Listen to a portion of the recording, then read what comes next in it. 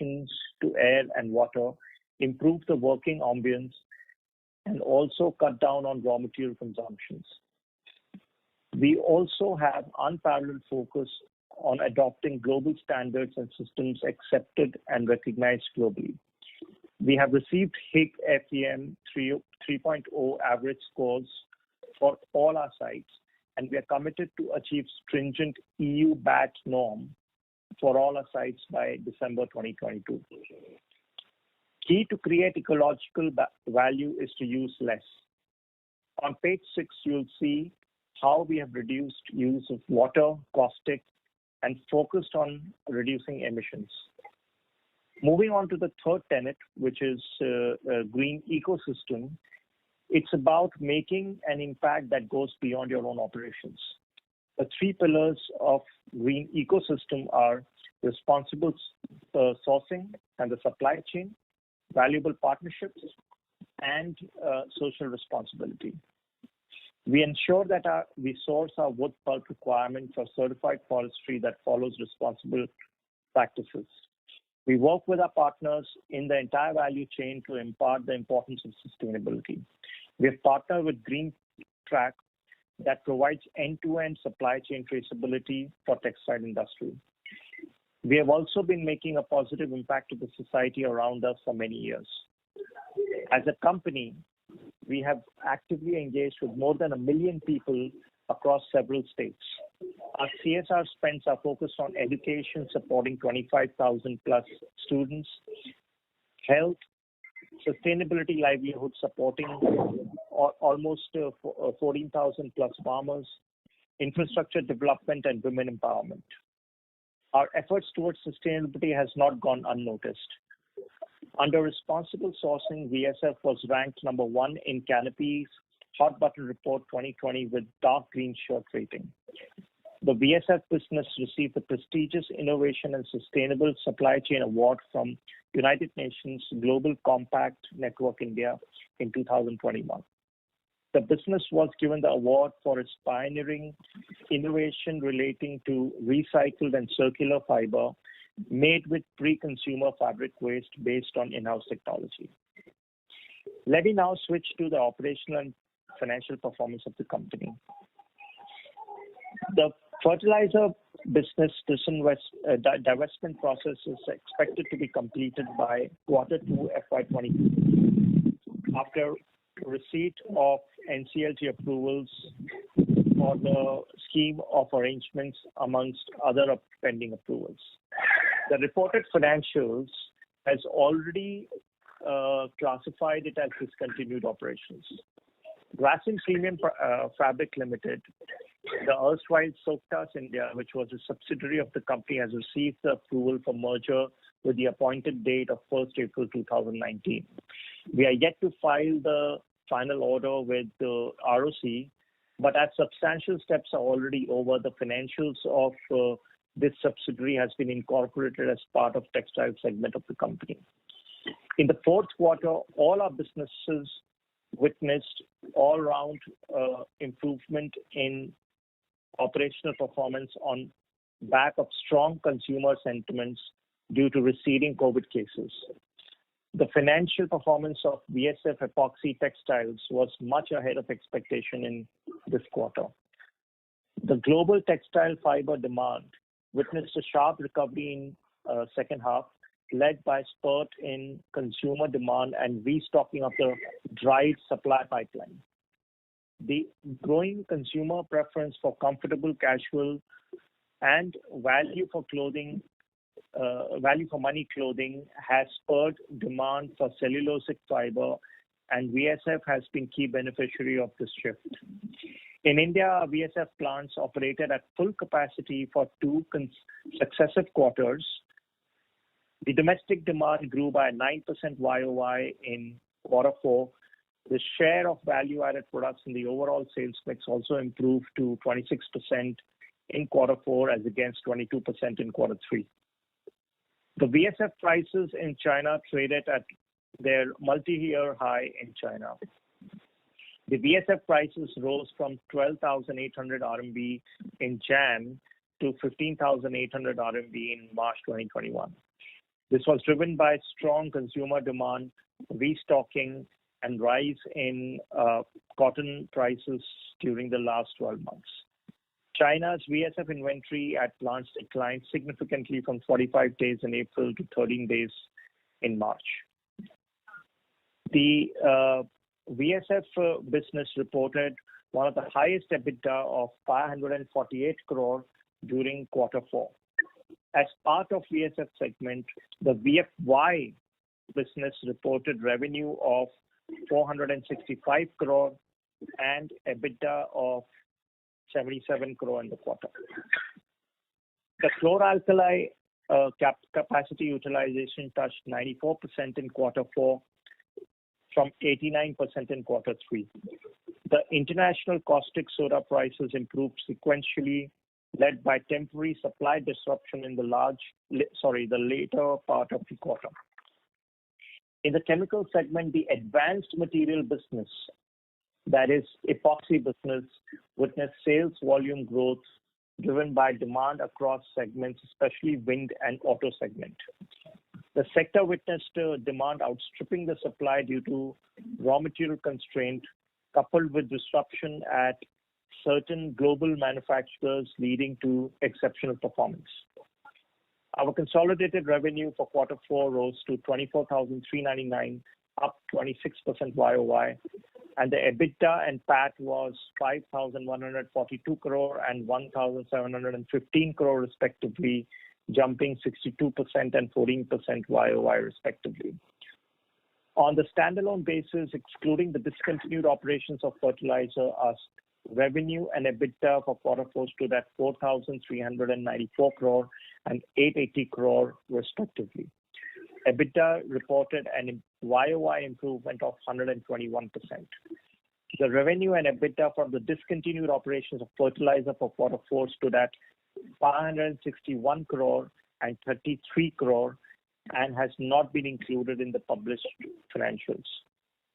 On CapEx, you may please refer to page 14 of the investor presentation.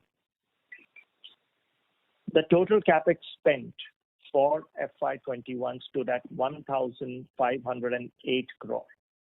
The CapEx plan for FY22, excluding paints and fertilizer, is rupees 2,604 crore, which includes the VSF expansion project at Vilayat, with line 1 scheduled to be commissioned in Q2 of FY22 and line 2 to be commissioned in Q3 of FY22. The other CapEx includes Grasim's plans to invest towards increasing its advanced material, i.e. epoxy business capacity by 125 KTPA. This would be done through a brownfield expansion at the existing location at Vilayat, Gujarat. This will include standard and specialty epoxy products along with curing agents. Being an industry leader, Grasim will continue to play a proactive role in growing and supporting the demand growth of epoxy. In the chlor-alkali business, Grasim plans to invest in 200 TPD caustic brownfield expansion at Vilayat. This would take the total capacity to 1400 TPD at its Vilayat site and will primarily meet the customer's requirement in the country's western region, including the requirement of VSF business, which will also be commissioning its expanded capacity. The expansion will be commissioned in 24 months post receipt of statutory clearances and approval. The expansion of chemicals VAP, which is in various different VAPs, will improve the overall chlorine integration to about 40% by FY25. This is excluding what we plan to sell to our customers through pipelines. We have successfully commissioned 182 megawatt of new capacity in our solar business during FY21 taking the total capacity of solar to 502 megawatt. I would like to remind you that the solar business is in our subsidiary. It's not a division, so it's not included in the capex slide that you're seeing. It's a subsidiary, so it's separately captured. In next 2 years, we are scheduled to add another 343 megawatt of new capacities. Our balance sheet has stayed strong despite headwinds in half one. At the end of the year, the consolidated net debt stands reduced to rupees 8,831, a 58% reduction from March 20 levels. At standalone level, the net debt reduced from 2,999 crore in March 20, which included the debt of erstwhile Softas, which has got merged now, to only 914 crore in March 21. Based on a performance and comfortable liquidity position, the board of directors of Grasim has recommended a dividend of rupees 5 per share for the year ended 31st March 2021. And in addition to that, a special dividend of rupees 4 per share, taking the total dividend to rupees 9 per share. The total outflow on account of the dividend would be 592 crore. In terms of outlook, we expect the second wave of COVID to impact the operational and financial performance during the lockdown due to the demand slowdown. But we expect the recovery to happen as smart as last year after the lockdown is over. With our inherent financial strength, operational excellence, and diverse product portfolio of cement, financial services, viscose, and chemicals, we've always demonstrated ability to be resilient and rebound quickly. So now I would like to hand it back to the operator for Q&A. Thank you very much. Ladies and gentlemen, we will now begin the session. Anyone who wishes to ask a question may press star and 1 on the touchtone telephone. If you wish to remove yourself from the question queue, you may press star and 2. Participants are requested to use handset while asking a question. Ladies and gentlemen, we will wait for a moment while the question queue assembles.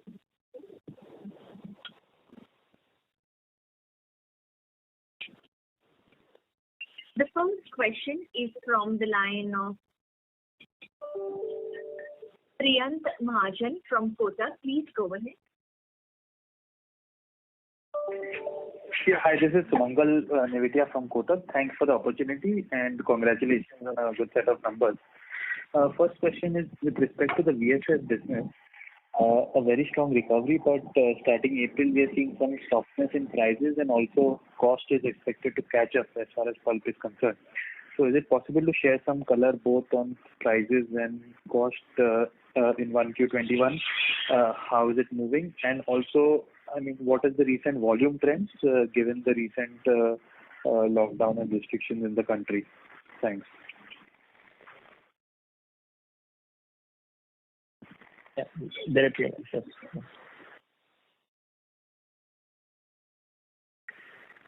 Dilip, you're there. Yeah, no, I couldn't share the question properly. It is about Q4. No, so Dilip, the question is regarding the second wave of COVID, how it has impacted price, volume, both price and volume, yes. And something about pulp you wanted to know, right? And yeah, and the pulp price because the cost is going up. Yes, sorry. If you look at the quarter four, and as we were during the quarter four, the demand was very strong. I think India witnessed the highest ever consumption of viscose per day in the March quarter. And until the lockdown was imposed, the going was pretty strong in the Indian market. The prices also, global prices have been at the peak in the quarter four, but those prices were exceptionally high because of there was underlying demand, but there was a lot of restocking happening. So we expected some rebalancing of the prices to happen. So to that extent, yes, There was some moderation in the prices, but still the VSF prices remained quite attractive as the quarter ended. With the lockdown, because as you know, a typical textile from fiber to garment at least moves across 4 to 5 states. So whenever there is a lockdown, the entire value chain gets stalled. So to that extent, there has been a demand bump, and I think that the domestic demand has come down significantly because of the lockdown, and particularly in South where Tamil Nadu is hit very badly. And the April demand loss was about 25%, maybe even higher. So what we are doing, but the underlying sentiment remains very strong. So when you talk to the value chain, we believe that the day lockdown is lifted, there will be a lot of pent-up demand. So they pick up very fast. The good news is the global markets continue to remain very strong. People who have the export businesses are doing exceedingly well. So the export businesses are going full throttle. And I think the U.S. economy is doing well. The U.S. retail sales have done very well. European sales are doing well. So to my mind, I think once the road bump of lockdown gets over, the demand will come back to its healthy levels. Yes, like all commodities, the pulp prices also have run up, but there's no overdue. So the pulp has run up with a lag of VSF. Because VSF has already, if you look at the VSF prices, they've gone up by 54% YOY. So pulp is not catching up. In our case, the advantage is that if you recall, last year when the pulp prices were falling, because our pricing is 1 quarter behind, we are always losing. But today, we'll at least for 2 quarters we get the benefit. So our conversion cost of pulp is not going as fast as the market price is going up. So to that extent, there is an advantage our business has. Yeah. Does that answer your question? Yes, Dilip, that covers it well. I think one more point, what has happened is that, of course, the spread of VSF over pulp has gone up significantly, and it is gone beyond even FY19 levels, which will normalize with the pulp prices also catching up. Okay. So can I? Is it fair to conclude that fourth quarter we've hit the peak in terms of profitability, so in terms of margin, given the benefit of lead in VSF prices versus pulp? Is that a fair assessment? I couldn't hear. Can you repeat your question? The line is a little bad here. Yeah, no, I think Dilip, what Sumangal is asking is that, is it fair to conclude that quarter 4 was the peak for viscose? Yes, obviously, because you see, it was not only the demand growth, there was restocking happening. So it was a multi-year peak. Yes, absolutely. Understood. Second question is with respect to the capex. So Ashish, last year fourth quarter outstanding capex was somewhere around 5,000 crores. This year we spent 1,500 and the plan is another 2,500 odd in FY22. So from our design capex, around 1,000 odd crores is still pending, which would be spent in the following year. Is that the right understanding of our capex plan? No. So Sumangal, I don't think you should read it that way. I think earlier we used to give the sanctioned amount, right, which was more of an outstanding capex, and then we used to show year-wise breakup. Okay, I think to give better guidance to the market, because it was very difficult to give outlook of 2 years down the line what the capex would be. To give a better outlook, now we are giving 1 year outlook of capex, which is other than for paints, it is and fertilizer, it is 2,600 crores. So that's how you should be reading the chart. Don't calculate the balance amount and assume that would be the future amount. Okay, but in terms of all our ongoing projects, will we be completing all the expenditures towards those in this year itself, or there will be some leftover? No, so VSF 600 TPD, what I talked about, the 2 lines in Vilayat will complete in quarter 2, quarter 3. The chlor-alkali capacity expansion, which is ongoing in Vilayat, the current ongoing in Vilayat and Rehla, these two, and Balbhadrapuram. There has been some delay in these capacities to come because of the COVID.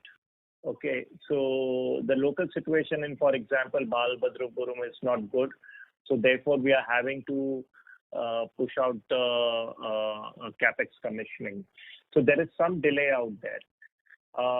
In terms of Vilayat, new 200 TPD, we are giving a guidance of 24 months after receiving the statutory approvals. Yeah, so these are the broad timelines of the current plan that I talked about.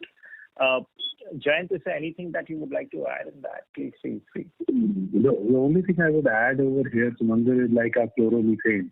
That will come up in Vilayat again, early H2. So Kerala will come in early H2, BB phase 1 will come in early H2. And as the 200 fresh expansion, that will take another 24 months. So we have a fairly large set of projects which are going to be coming up in the chlor-alkali business this year, starting H2 early till the end of the year getting commissioned. Understood. Thanks for these details. Just one small clarification. So the capex slide mentions X of paint. So does it mean that this year there will not be any start of capex in the paint business, or we are still very early to share details on that business? Yeah, it's the latter. So there will be capex in paints business. But, as you know that it's only about 3-4 months back that we discussed about and entering into paints business. So we are still formulating our strategy and capex plan as we're going along. We're looking at land acquisition, etc., for the locations of our plant. So right now it's too early to say what the capex guidance for the year would be. So therefore, we are just maintaining the earlier guidance that was given right now, which is 5,000 crore over 3 years of capex. And as we get more clarity, we will feed that to our investors. Got it. Thank you so much, and all the best. Thank you. Thank you. The next question is from the line of Neerav Jamodia from Anvil Research. Please go ahead. Good afternoon, sir. Sir, I have two questions. So one is on VSF and then on chemicals. So first on VSF. Sir, VSF prices, like in the presentation you have shown that it has moved up from, the grey VSF prices have moved from almost $1.2 a kilo to almost now $2.2 a kilo. So how does the premium moves for the value-added or the specialty VSF? Because if I recall it correctly, in Q2 conference call you have mentioned that premium for Modal Excel is generally $1 premium to the grey VSF prices. So let's say grey VSF prices were $1.2 in Q2 and now at $2. So how does the premium moves for the specialty? Because what I find from the numbers is I think the value-added premiums have slightly shrunk as compared to what we were earlier doing. So let's say in H1FY21. So if you can give us some sort of explanation here. And a related question for specialty VSF is that how is the market for specialty VSF in India? So how it is growing over the years, and if you can explain our market share in terms of the growth, what we have seen in the specialty VSF market in India. So this is about VSF, sir. Good question. So I'll respond to first to your premium part of it. If you recall our earlier conversations, I had told you that in the premium always goes up when the base VSF price is less. And sir, your voice is slightly inaudible. Could you be slightly louder, sir? Can you hear me now? Yeah. So now it is okay. So if you recall our two conversations on couple of occasions, I have also mentioned that the premium goes up when the base VSF price goes down, because there is a band in which the premium price works. Okay. If you take a modal price, there is a 18,000 to 20,000 RSP is the price. Correct. When your base price goes down, you see a premium going very high. It went up to $1 plus last time.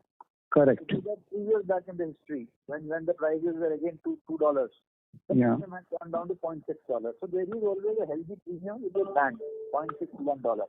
Okay. Now, when the base price has gone up, the premium has shrunk to that extent.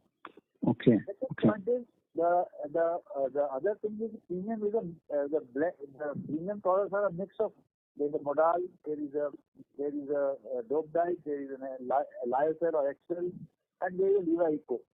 The different products have got different premiums. You have to look at each category. Okay. So there is no flat premium across the board. Absolutely.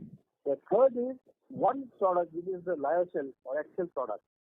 There has been a bit of a structural change in the market because a lot of Chinese capacity has started being announced. Basically, they have not come on the ground, but it has been announced. Okay. Chinese has been able to make not the quality of excel or lyocell which perhaps we make or our European competition makes, but that is good enough for certain applications to go in the blend. Okay. So that had lowered because in anticipation of the very huge capacity announcement, there was a temporary dip in the price of lyocell in Chinese market. So significant drop. Because one of the competition announced that I will sell lyocell at just 2,000 RMB premium to viscose. Okay. Without anything on the ground. Okay. So more sentimental response, but it is now recovering back. Okay. So you did see a bit of transition on the premium part of it, right? Okay. But the fact remains that in all these things, the market has been very strong. Okay. One of the big saviors even all along has been the demand for premium market. I think the modal is doing extremely well. So there is a huge surge in the market across the world. The second part of the premium market, which I had spoken to you about, is called the eco-friendly variant of viscose. I think the brands have been very, very enthusiastic in receiving this brand. So a lot of commodity viscose has been moved to a eco viscose. Okay. They get a 15 to 20 cent premium. Now that is a huge premium but there is no difference in the fiber. Okay. Okay. What you do, you make it by a process which is more efficient. You make it with least and you give traceability. Okay. So that has been a very big change. So I think to that extent, the whole textile world is shifting more and more to specialty fibers. That's a good thing for the fiber business. Okay. And if you have seen our share of specialty is one of the 400 basis points. Yeah, correct. And the you asked a good question. Indian market specialty is moving significantly. Because we have got a CAGR of more than 20%. Okay. Okay. We had taken a very ambitious of growing the specialty market in India, which we have far exceeded. To our mind, I think specialty in India is taking off pretty well, and we have got the market leadership now. We have taken the market share. We used to be about 20-25% earlier. I think that's what has happened. Okay.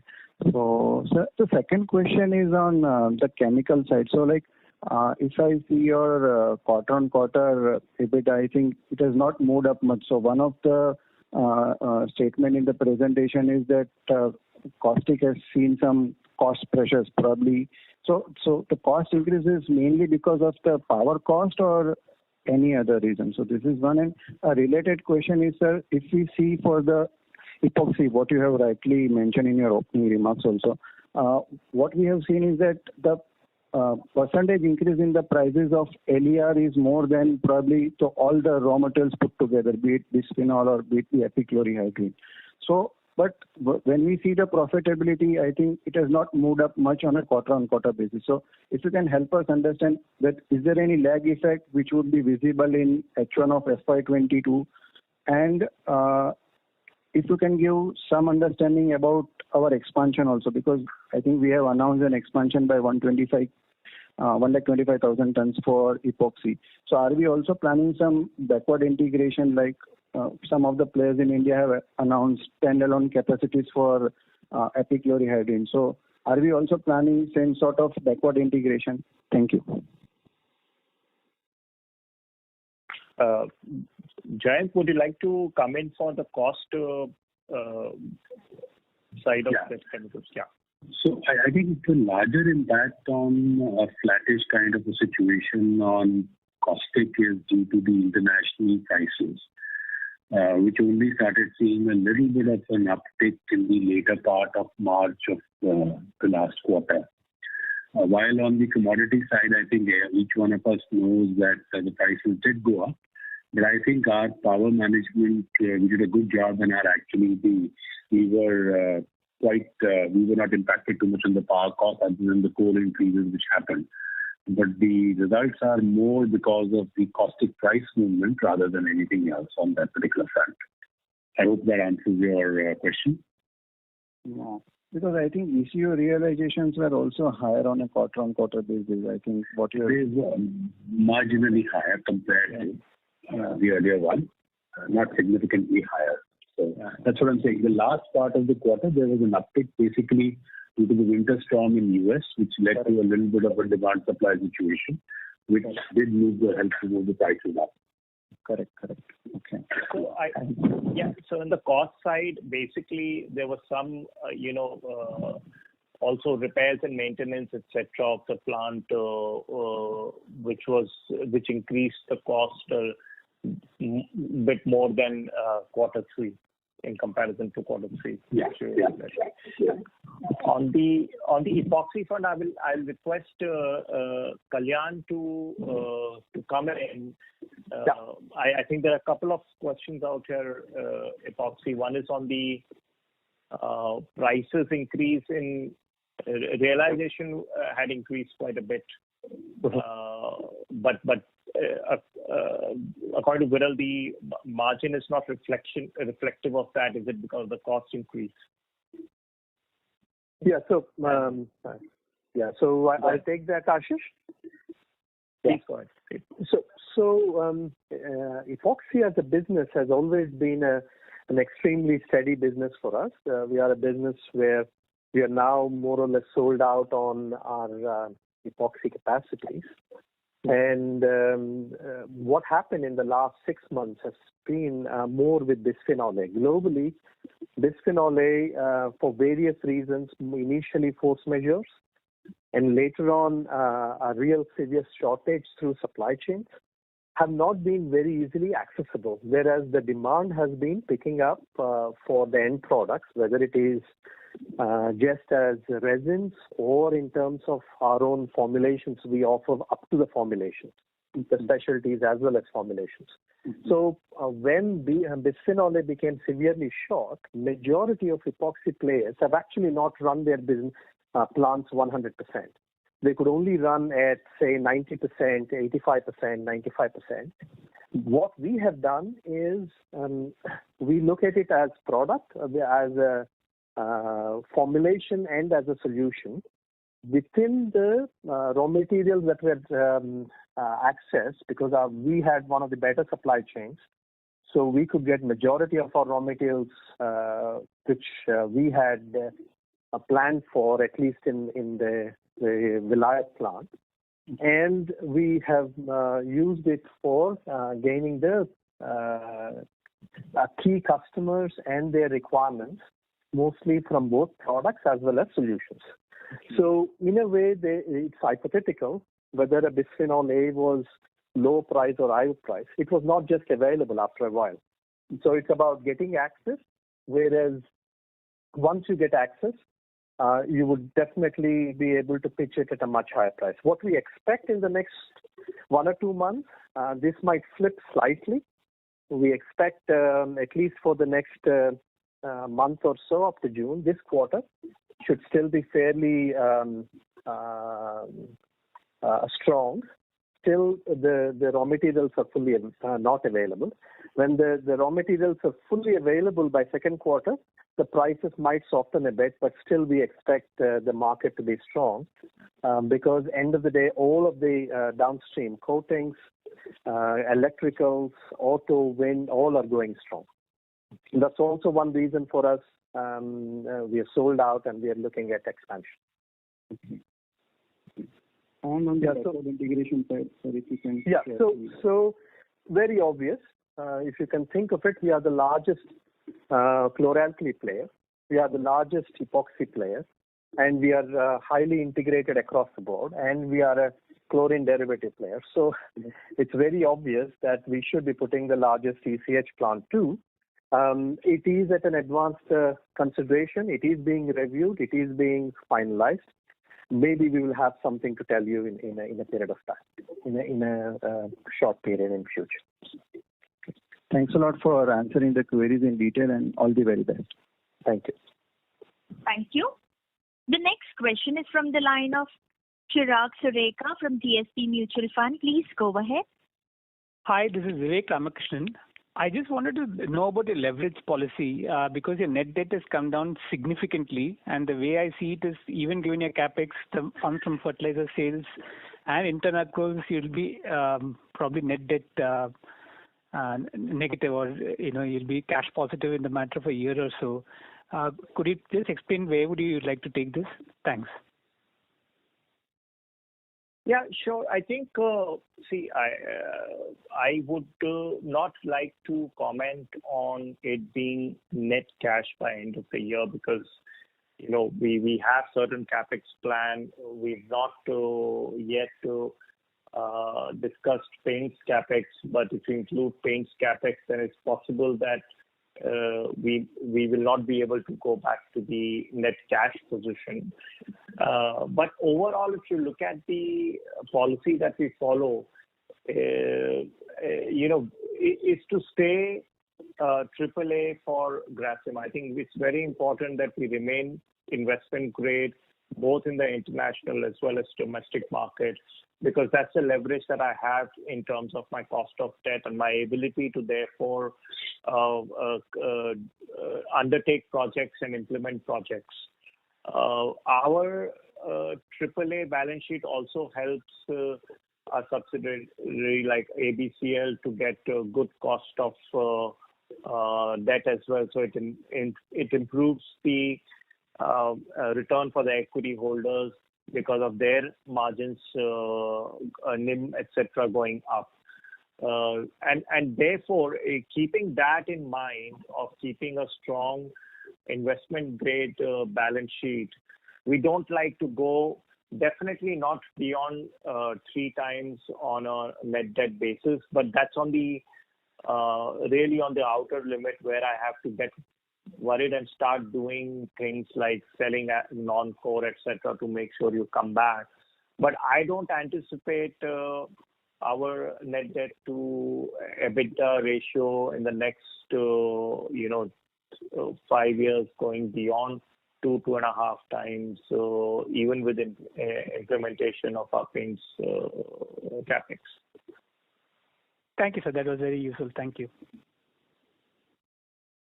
Thank you. The next question is from the line of Prateek Kumar from Antique Stock Broking. Please go ahead. Yeah, good evening. Thanks for the opportunity. So my first question is on your capex. So last quarter, we recall, while the numbers were not given very precisely, but we were sort of thinking of spending capex of around 2,500 crores for next 2 years, 22-23. Now we are saying at 2,600 crores for FY22. So just wanted to understand what is the new capex which is around in this quarter, particularly on new expansion projects on epoxy and caustic and otherwise. Sure. So without giving the numbers, like I said, the new capex that is there is your Vilayat 200 TPD. So Viscose, there is no new capex. Let me first clarify that. Okay. In chemicals, we have taken Vilayat 200 TPD, and this is going to be an incremental. Capex is going to be very small because this is a brownfield expansion. The infrastructure, utility, etc., is all there in Vilayat. So there is no question of a large capex out here. Okay. Then there are a couple of value-added products, which is the chlorine derivatives, which we have also included. So we talked about chloromethane. So like that, there are few more that we have budgeted for. We are not disclosing right now for competitive reason of what those products are. But those are some of the products that is there in chemicals. Then I've talked about epoxy. Epoxy, while it is not a very large capex, but amongst the capex between chemicals and others, other than VSF, which is pending, that is probably one of the larger capex that is there for epoxy. And other than that, in VFY, we are considering, and right now we've budgeted for a small CSY expansion. So you have 3 products out there: PSY, CSY, and SSY. And CSY and SSY are much better contribution products in comparison to PSY. So over a period of time, we want to make the VFY product mix more oriented to the high margin products. So that's why the whole idea is to put up some capacity in CSY. So that's broadly what the overall plan in capex is. Sure. And the cost expansion, if you're looking to go to 1457 KTPA earlier, so that completes by, earlier we were looking at 1222, now that completes by when? So voice was not very clear, so I missed what you asked. The style caustic expansion where we were looking to have a caustic capacity to 1457 KTPA. Yes. That was expected by 1Q22. Now, when do we expect that capacity? Yeah, sure. Thanks. So that capacity, like Jayant mentioned, is likely to come in second half, in the early second half. So there is it was supposed to have come in Q1, Q2, but it's got delayed to second half because of COVID. And what you see out there in the chart is additional 200 TPD, which I was so another 73 KTPA, which will take 24 months.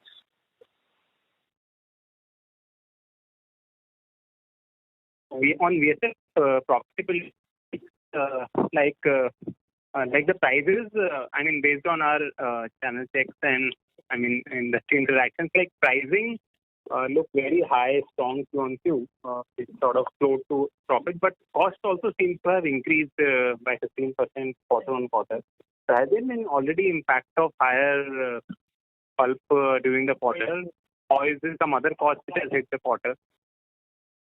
No, so in VSF there is no impact of high raw material cost in this quarter. Only one, sulfur. Sulfur price has gone up and coal price.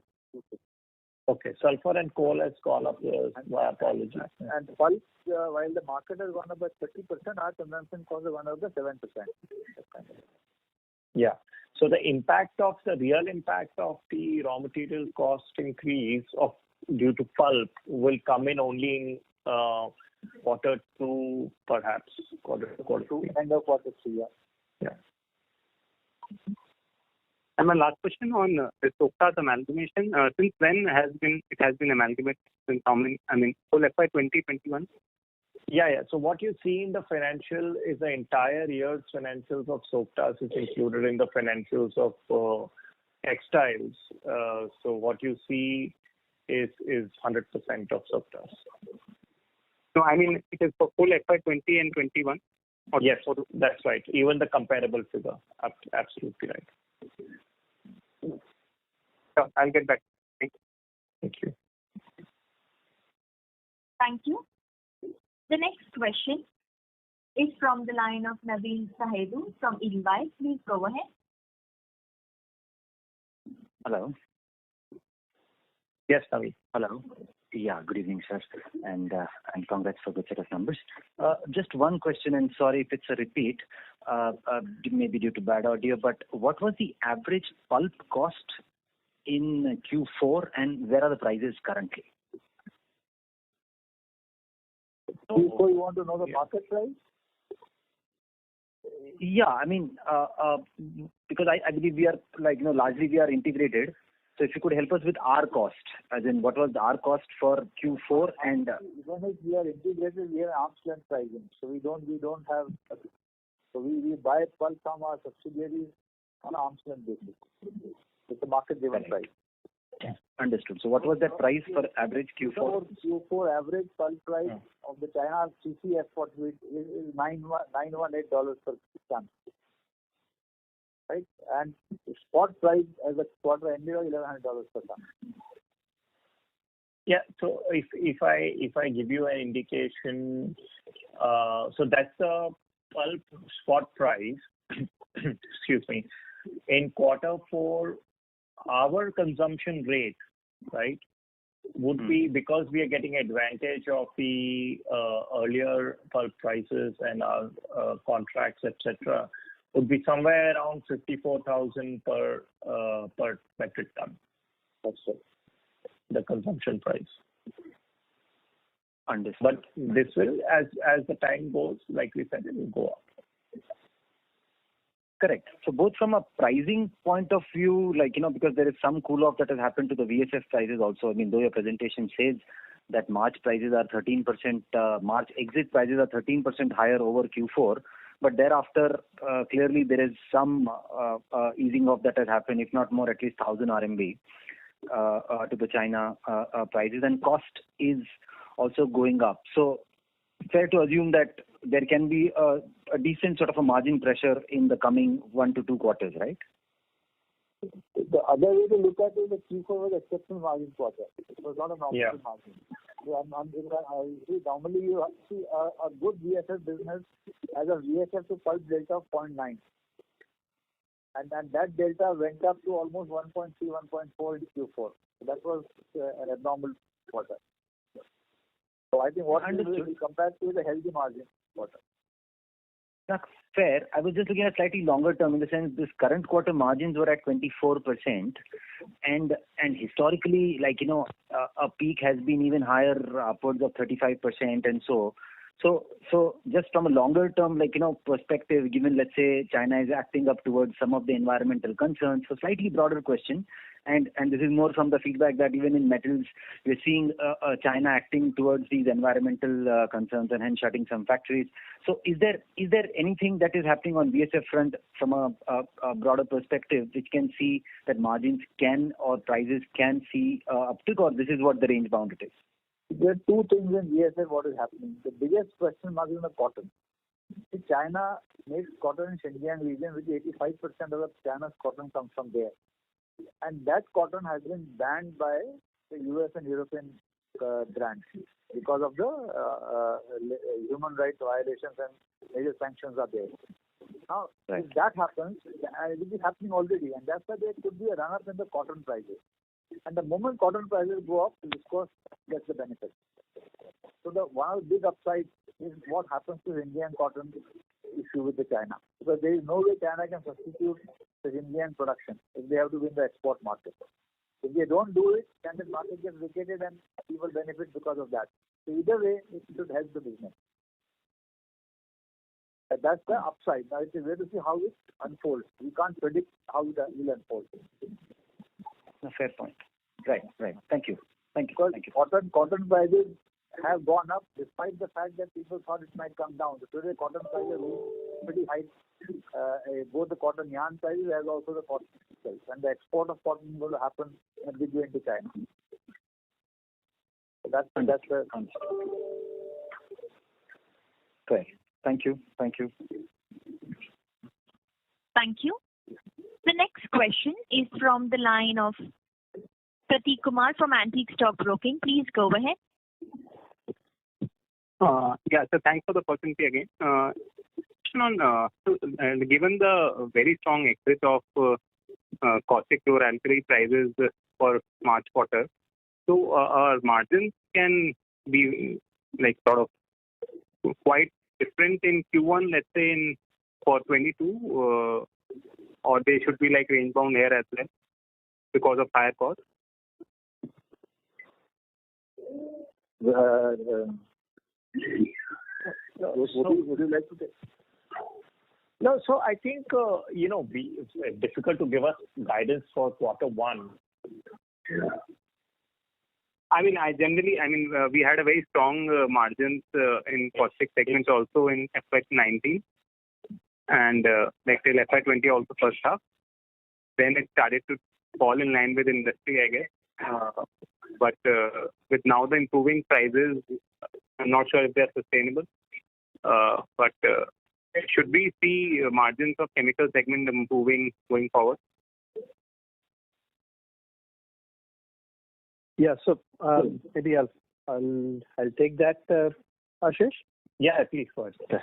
Yeah. No, so I think the assumption very clearly, even in terms of our aspiration for this year, has been that it should be at least equal or higher than the previous year.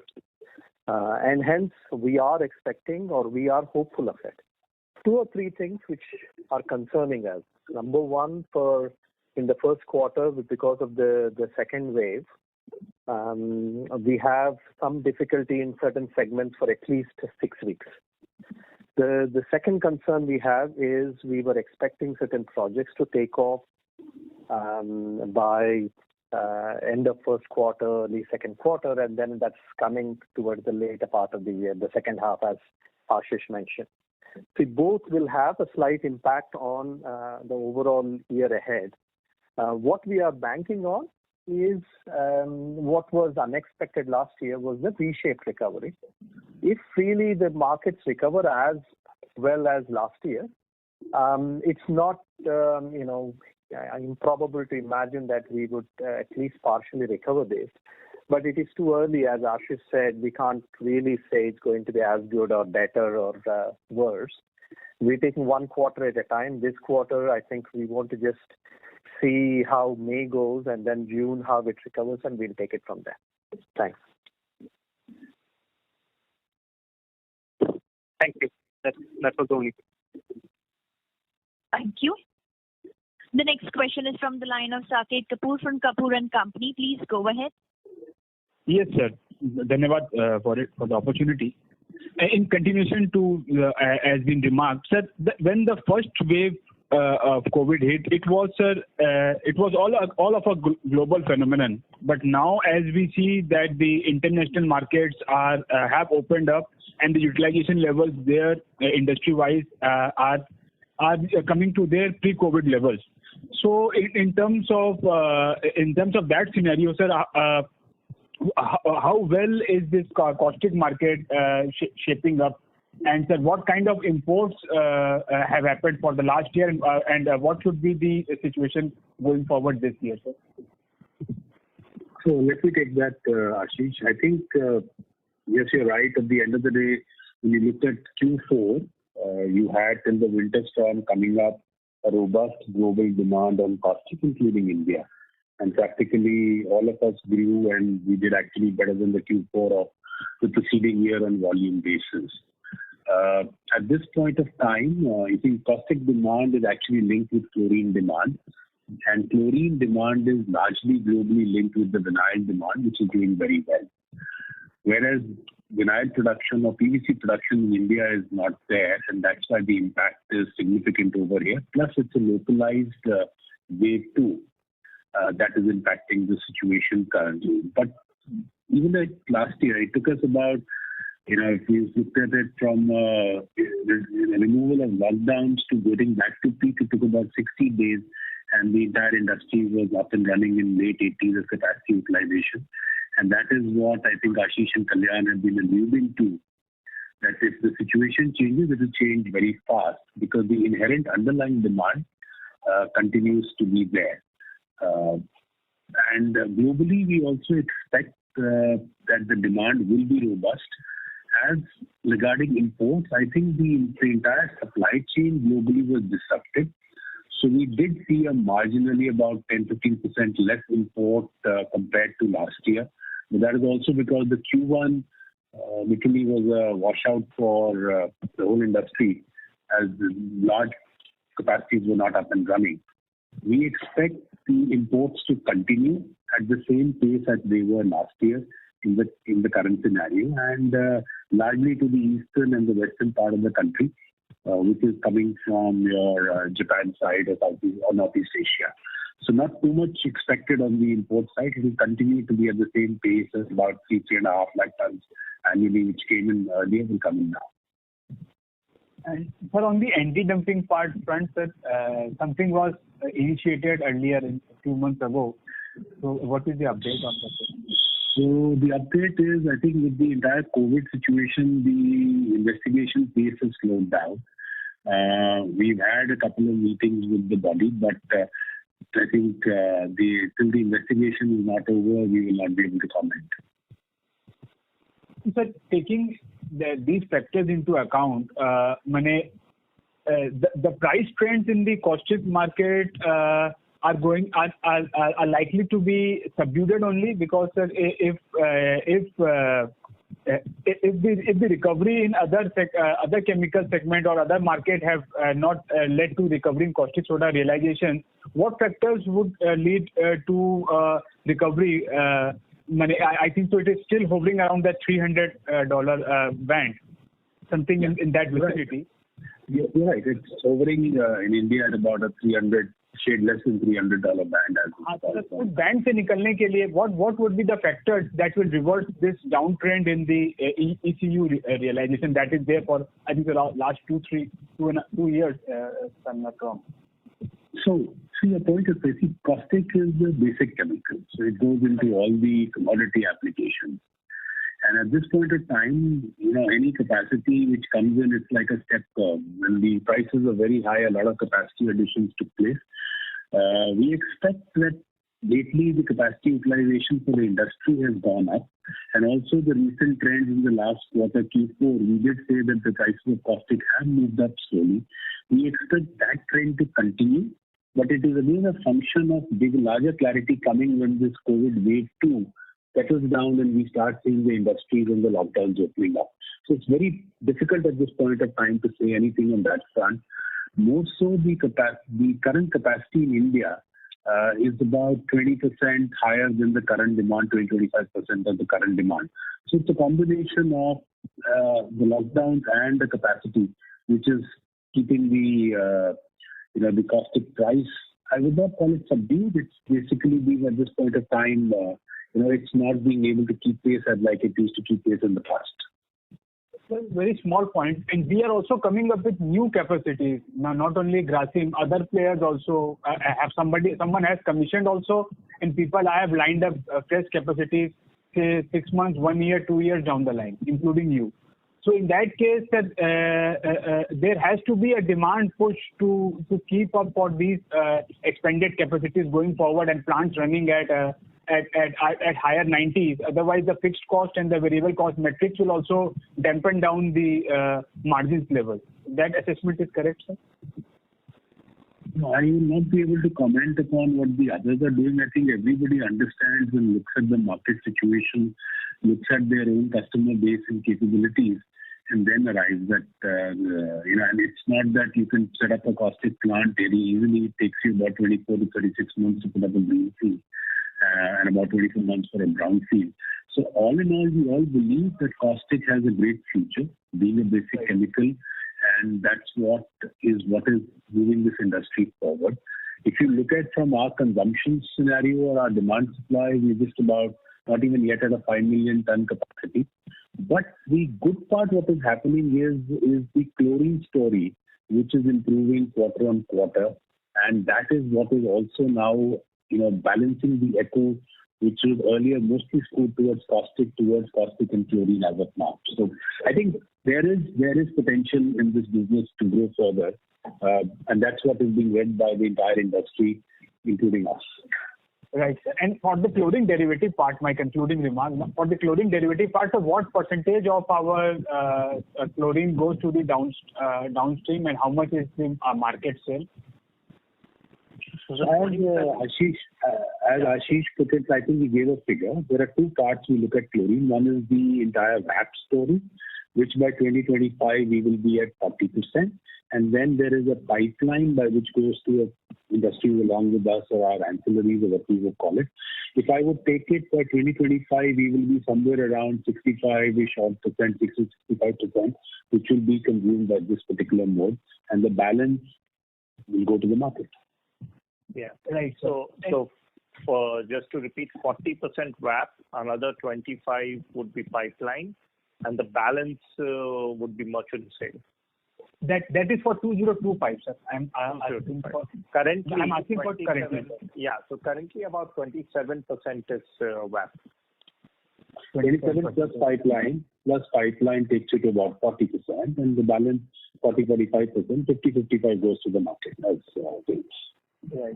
And so one of your competitors are developing a product, hydrogen hydrate. They are coming up with a capacity, and as per their presentation and all, they will be the only player in the country.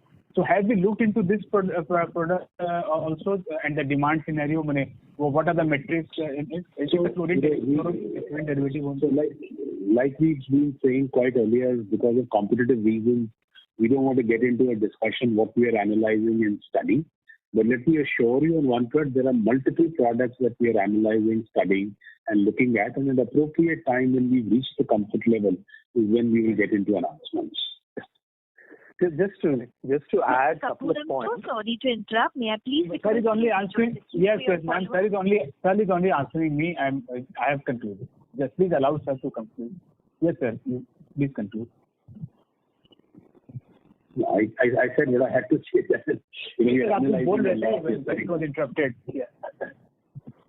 Hello. Yeah. No, so I can add one last point. I think. Please. First of all, globally there are no new chloralkali investments. They are just getting relocated. You might have heard there's been closures in US and elsewhere. Each of the players and in different countries are making choices. So there is a huge amount of relocation going on from west to east.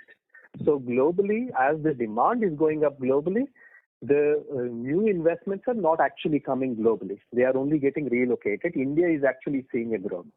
Second, I think we don't invest on a next 2-year basis. We invest it based on next 30 years basis. And we see, as Jen said, a very, very strong growth option there.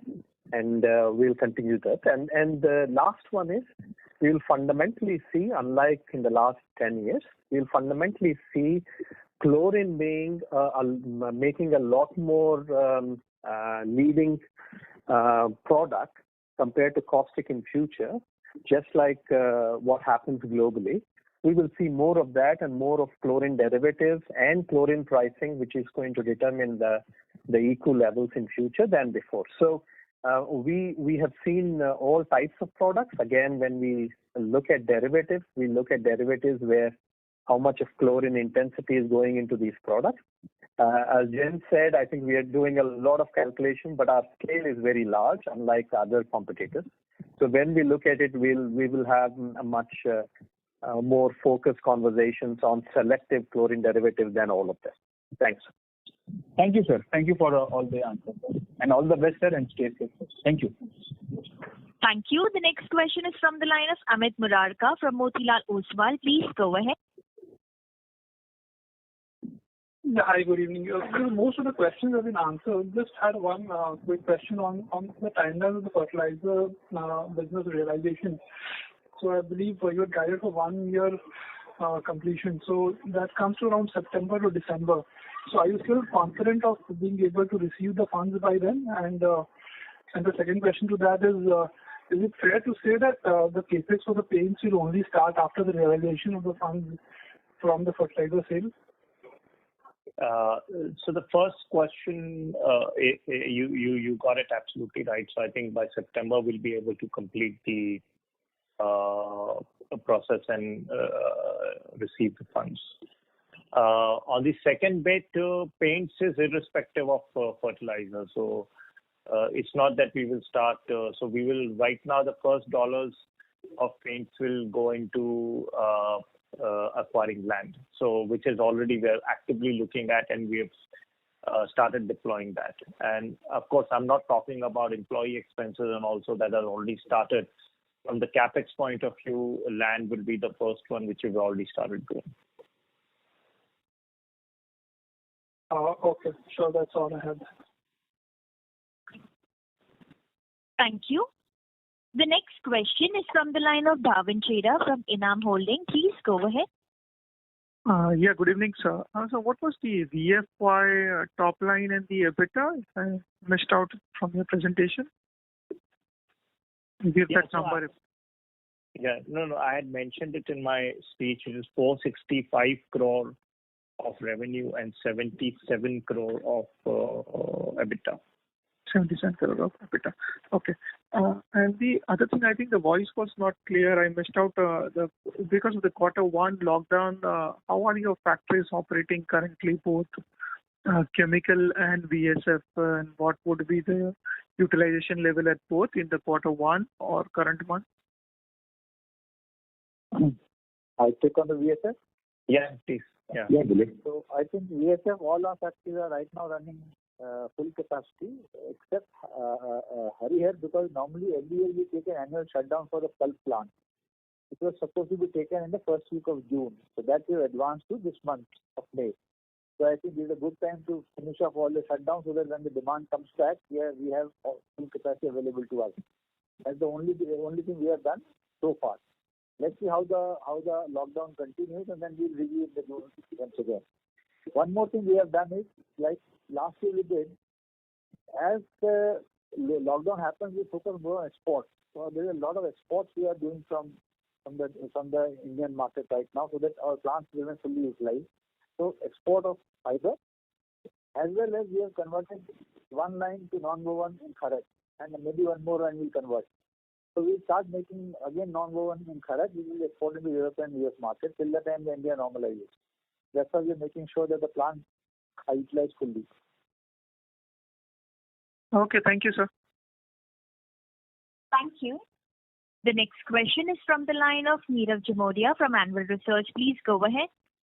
Thanks for the opportunity again, sir. So continuing with the earlier question, so like you mentioned that we are going for more of the exports of the specialty VSF, what you mentioned about non-woven. So sir, it is safe to assume that we are selling more of modal and excel in the domestic market, and dyed and other value-added products are exported. So the mix looks like more of modal and excel is sold here domestically. So the realizations are higher in the domestic market as compared to that of the export market for the specialty VSF. You are right. So you see, modal is sold in domestic market and exported both. Okay. So about 30 to 40% is sold in local market and balance are export. Okay. Lyocell again is sold in domestic market and export, but 30% domestic, 70% export. Okay. And the domestic you get slightly better price because of the freight advantage of what you have. Okay. Non-woven, the good thing what will happen in non-woven is non-woven will get into quarterly contracts. Okay. We have been able to sign very high price contracts because we negotiate them in the last quarter. Okay. So that is a good advantage. So I think the non-woven exports are going to be much better value than one would normally expect. Okay. Okay. And yeah. And sir, if you can, because yes, sir. Yeah, continue. One point I would like to inform. We used to make our Liva Eco, which I told you, the Eco variant of our viscose fiber. We have now started manufacturing in Vilayat. Okay. The new project that has just got commissioned. Okay. Big export from Grasim going forward, because Liva Eco is huge demand by the global brands. Which we started product about a year and a half back, and we have almost grown manifold.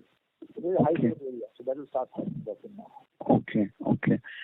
And sir, in the presentation you have given the exit prices for China VSF as well as the starting prices also.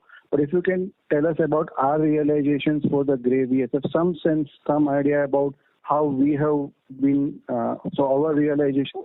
For Q4? Yeah, sir, for Q4. For grey, sir. Yeah, so you see the problem, our realization has been broadly in line with the China, slightly plus minus. The issue is, you see, as I told you, China is an indicative price.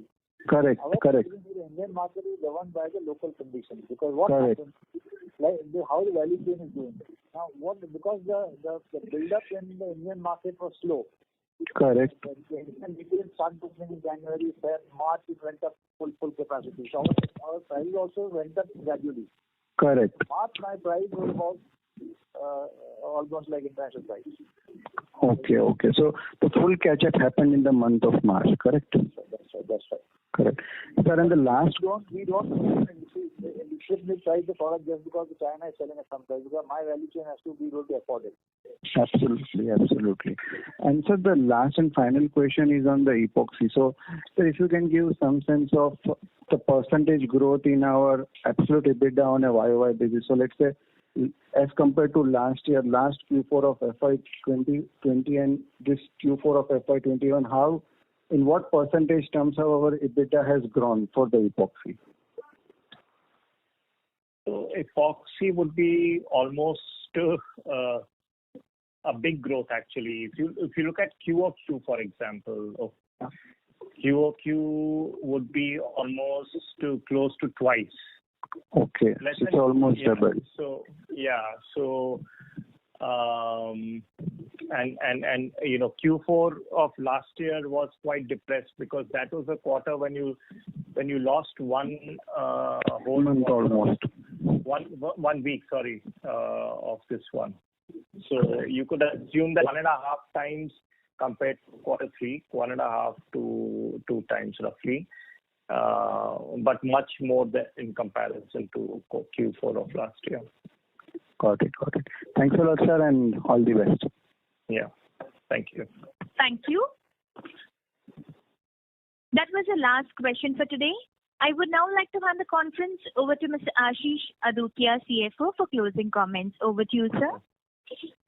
Thanks.